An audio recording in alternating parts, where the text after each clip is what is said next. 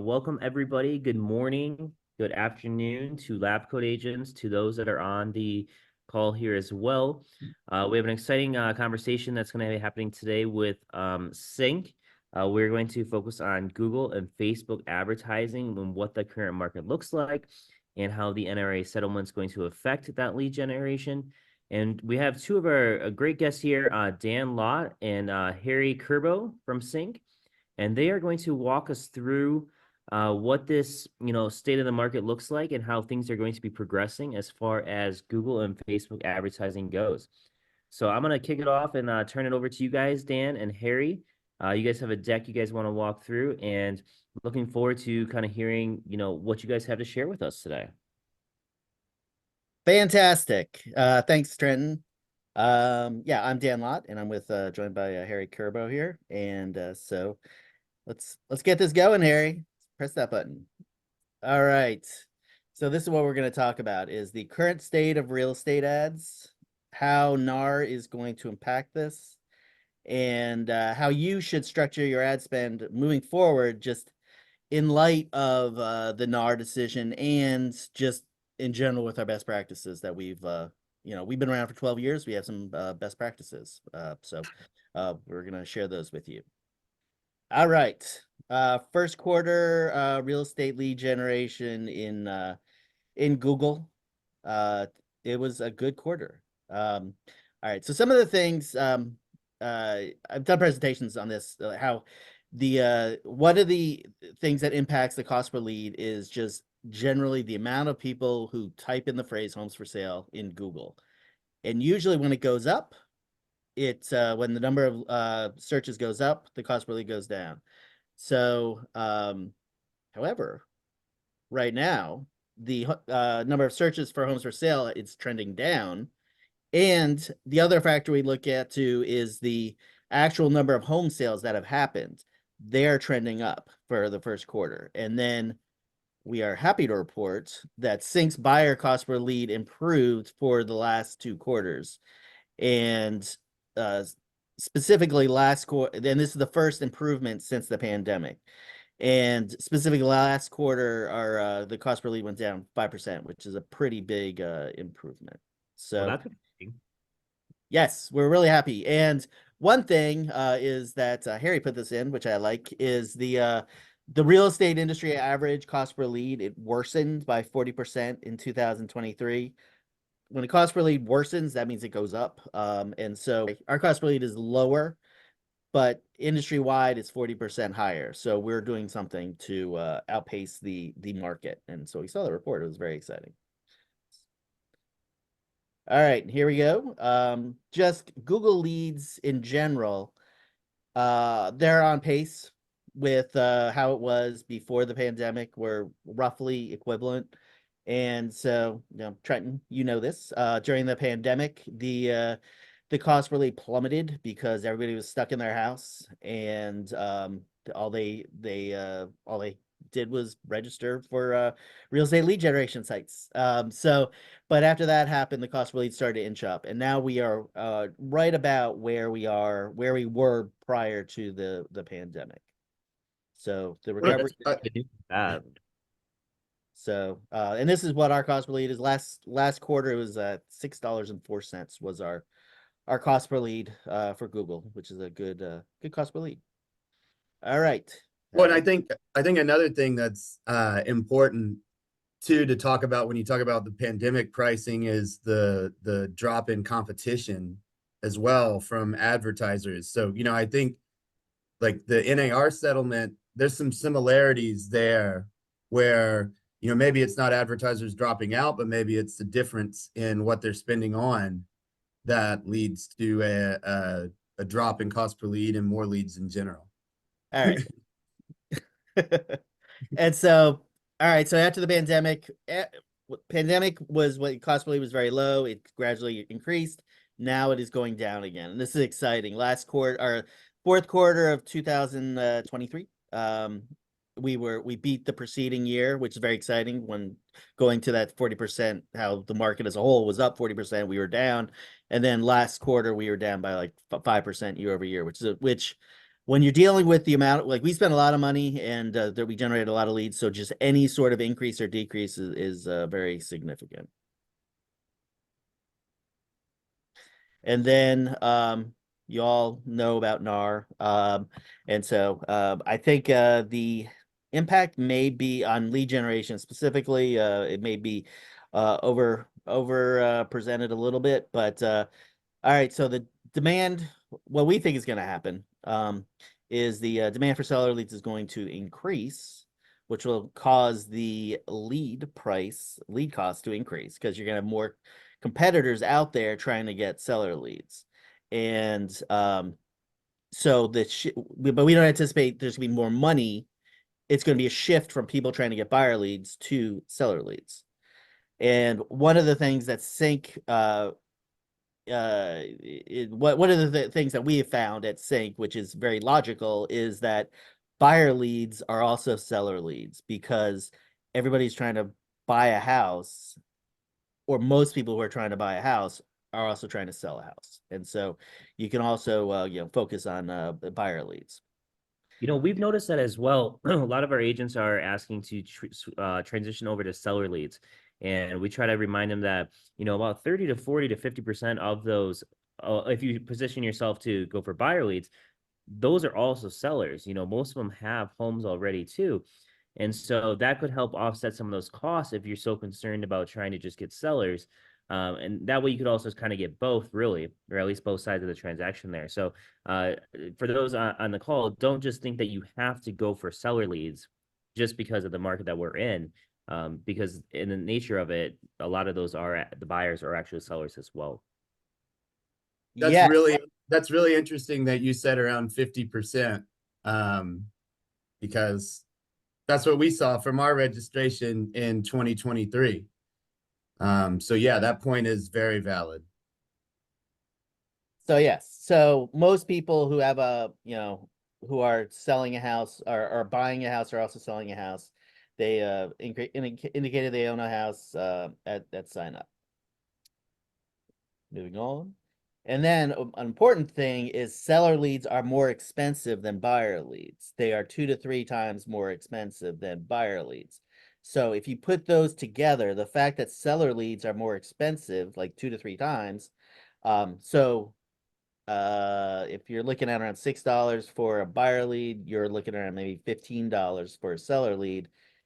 The fact that half of your buyer leads are also seller leads makes those a better investment. You're getting a buyer 100% buyer leads, but then you're also getting 50% seller leads. So and if there is a shift to more people just going, okay, I'm going to get more seller leads, that's going to cause that $15 to increase beyond that. And so the 2 to 3 might become 3 to 4. When at the Exactly. same, oh, sorry, go ahead, Trenton. I was going to say, I'm curious for those in the audience right now. Are you guys generating buyer leads or seller leads? What is your guys' focus in the chat? So just drop it in the chat and just let us know. Buyers or sellers is what you're going for right now. Yeah, and I was going to say too, that 54% from last year was at sign up, right? So that's when they're coming through the sign up form. Also within the CRM, within whatever nurture program you're using, there are ways to try and get those people to convert to seller leads down the road as well. And so, that number will only go up as those people are being nurtured by your whatever you're using to nurture your leads. Looks like a good mixture of buyers, sellers, and both. Looks like some are transitioning to focusing more on buyer leads in the second quarter. So it's a nice little shift here that I'm seeing. Yeah, that was interesting. That was interesting to see those chats. Yeah, so a diversified buyer campaign, it keeps the cost low. Diversified, and we've been focusing on Google, but it's also social. Having if Harry would have put his chart on there showing the cost per lead for Facebook, it is approximately 40% lower than the buyer cost per lead. So it's the social has a lower cost per lead, Facebook, Instagram. And then with the advertiser shifting spend to seller lead generation, that should improve the cost per lead for buyer, and especially the gap, the cost per lead for buyer relative to seller especially will improve. What if you continue to receive 54% of your buyer leads that are sellers and the cost per lead goes down? You're actually getting even more leads by focusing on buyers and finding the sellers within there. Yeah, definitely a better ROI up front. And so, we've using this data, and I think this is one of, the most important things when we talk about CINC is, we have all this data from end to end. When we look at, we're able to see the lead from generation to conversion and what that path looks like. And so we've always felt that lead generation was a numbers game. And social has always had a lower cost per lead compared to search. But there's always been a lot of pushback, or not a lot, but more pushback about advertising on social versus search. And a lot of that comes from the way that people find those ads, I think, right? So, search, it's a very active kind of participant. Social, you're on Facebook, Instagram, watching a reel, whatever it might be, and you find something that piques your interest. So, when we make these recommendations, we don't make them lightly. We just recently have completed, and I mean, it's still going, but we've put our first kind of draft out of a 5-year cohort analysis of leads by source. And one of the things that we saw, which really kind of led us to promote social to clients as, a viable lead option, is that we saw that leads from social might take longer to convert, but within 1 to 2 years of registration, those two actually convert at about the same rate. So just pulling some stats from this analysis, looking at 2023, we saw that leads from social were 33% more likely to convert to appointment set. Social leads were moved to the appointment met, which is a pipeline stage within our CRM, at the same rate of search in 2023. And then over the past 3 years, 2021, 2022, 2023, these leads have actually converted to sold at the same rate. And there's a lot of enhancements that we've made on the social side, I think, that has driven this. But I think, too, a lot of it is, just this access to information to see that, while social leads do convert, they convert at a different time frame and in a different way.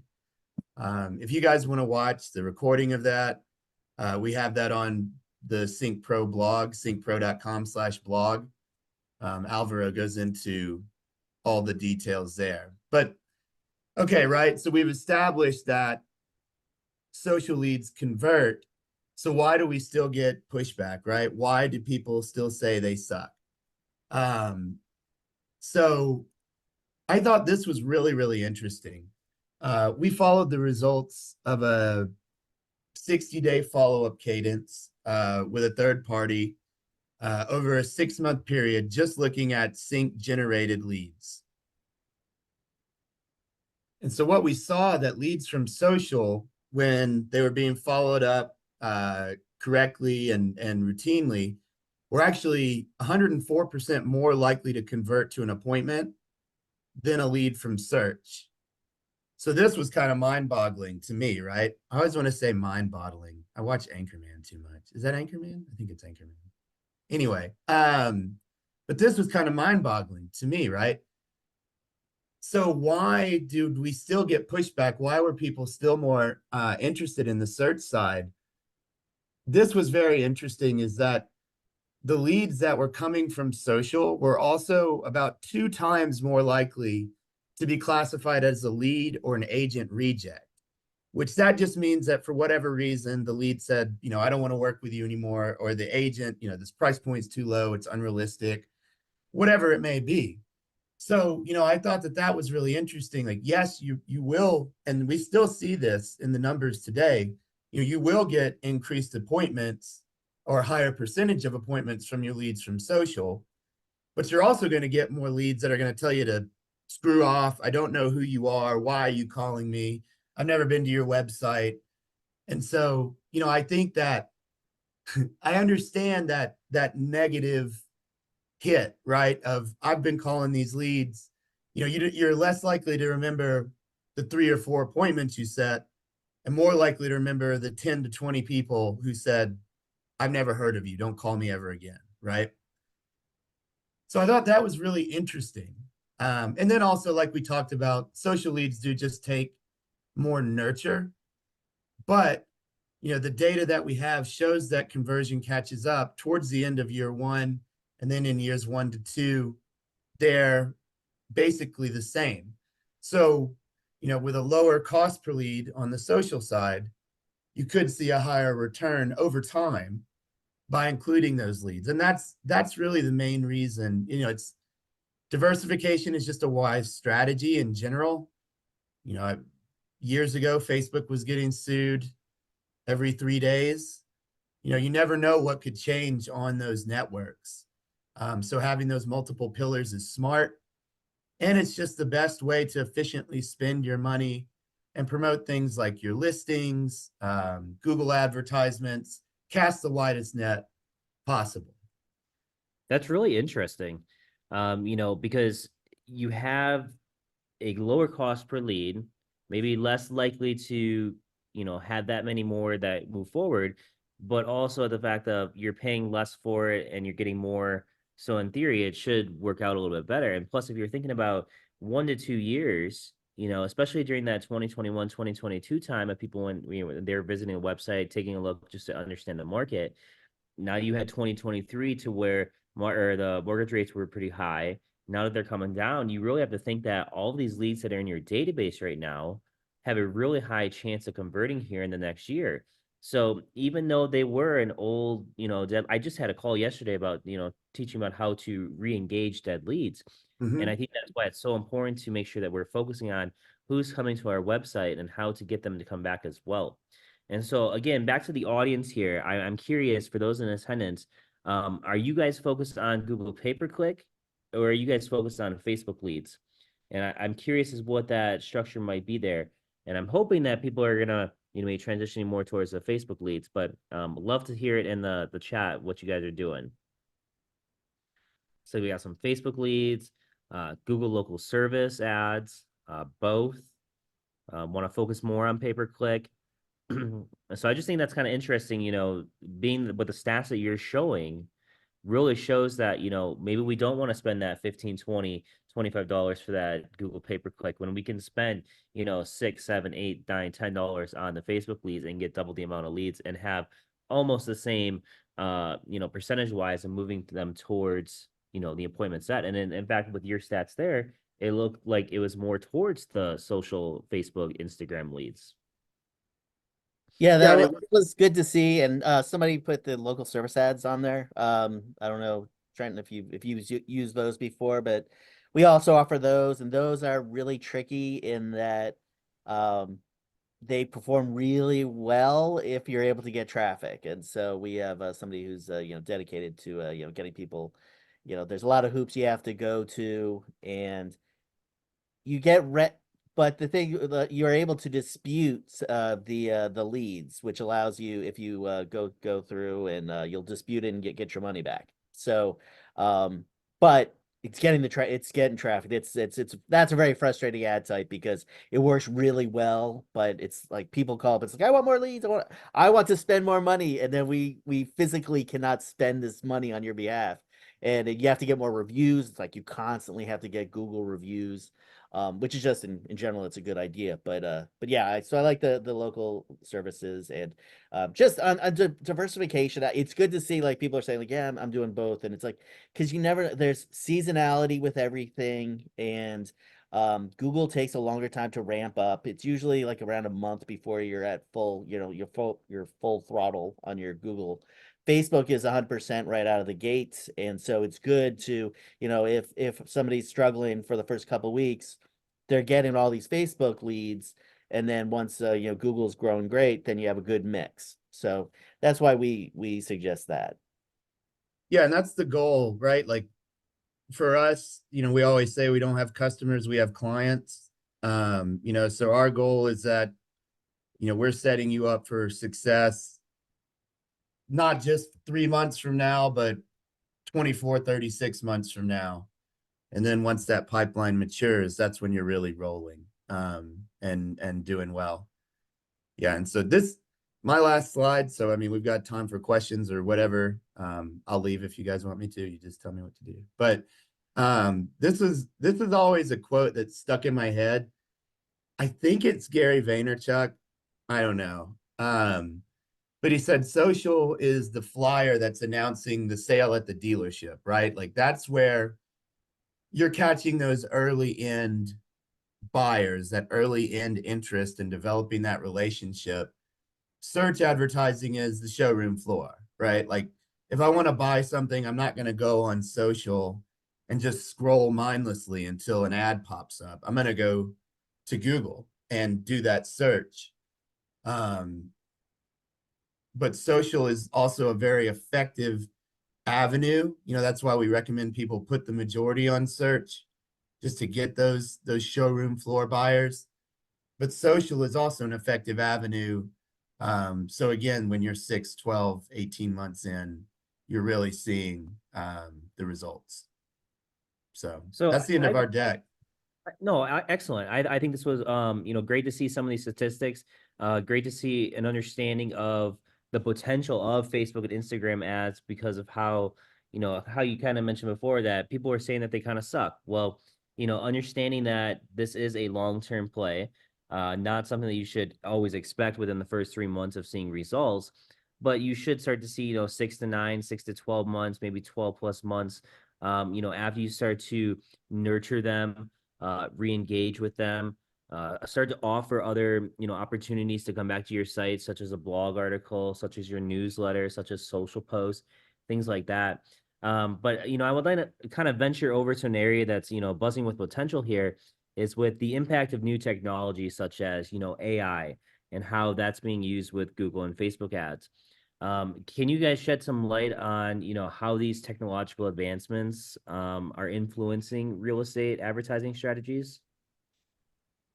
Well, on the search side, it's not really impacting it yet. And I always, I think, and we talked, we had a meeting, we had a webinar a few months ago, and I was like, yeah, I don't think it's gonna have any impact at all. But I think it is, just because there's going to be options that are not, there's gonna be different search options out there, which is going to reduce the traffic to Google, which is then going to cause Google's cost per lead to increase. Just supply and demand. That's where I would see. So it's going to cause, especially at the beginning, it's going to cause um you're going to have to be more flexible in your advertising spend. Like these other AI providers are going to provide a different advertising option, and you're going to have to be able to get in there, dive in there, and test some stuff out to see what works for you. But I know Google is actively trying to incorporate AI.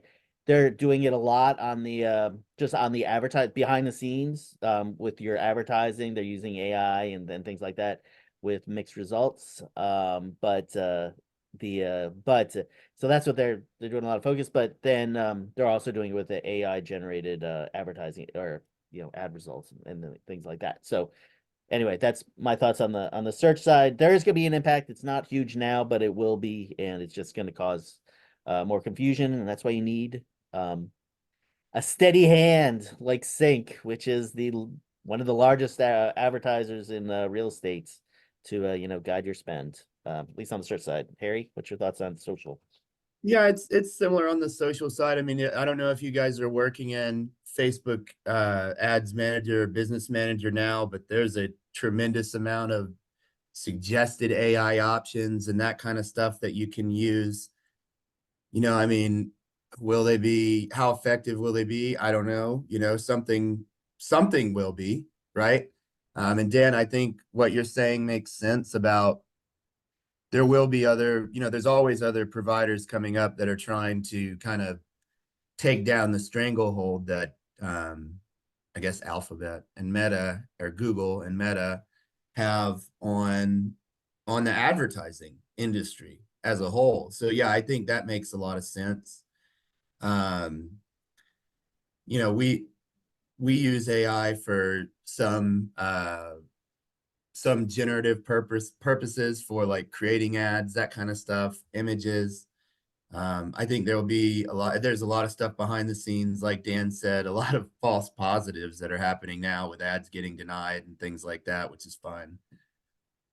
So yeah, I think that'll just be really interesting. I know when you talk about AI, you know, one way that we've kind of incorporated that, and I think have improved our services, is with a newer version of our AI that's been released for messaging for clients. So better communications, better opt-out rates, all that kind of stuff. Basically just kind of tailoring more to what that person is saying. And every message being sent out is individualized now, which helps deliverability and spam reports and that kind of stuff. So, you know, I don't know how impactful it'll be to like Facebook as a whole. You know, there's stuff going on in the background.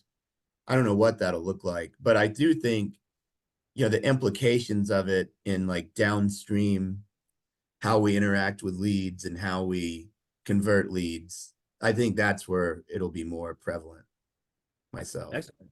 So I'm going to shift just a little bit, going from we've generated leads, talking about how the structure of those are kind of working.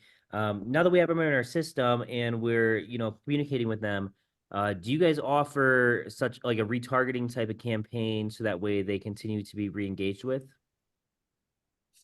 So we do have we have a couple of different remarketing options. One is a branded remarketing option, or brand advertising, which is your traditional kind of someone visits your site, they're followed around with your face, your tagline. The goal of that is to familiarize people with you when you follow up with them.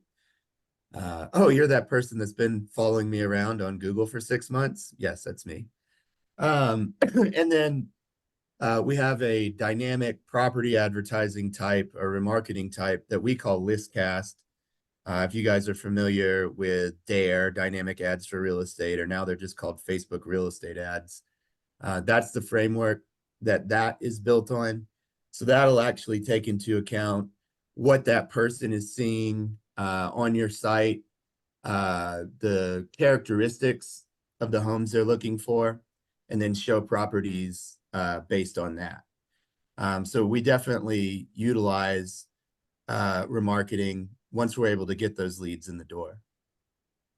Which will be great for staying in front of them, especially if, they were someone that came in, last year or the year before.